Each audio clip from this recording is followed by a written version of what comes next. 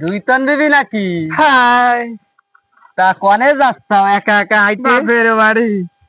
শুনলাম তোমার স্বামী নাকি তোমার ছেড়ে দিয়েছে। হ্যাঁ রে ভাই, যাই রে আমার শাড়ি দিয়ে। ভাই করে না, ভাই করে না, ভাই করলে পরে বুকের মধ্যে কিরম ঠেকে ওঠে। তা বিয়ে শাদী আর করবা না?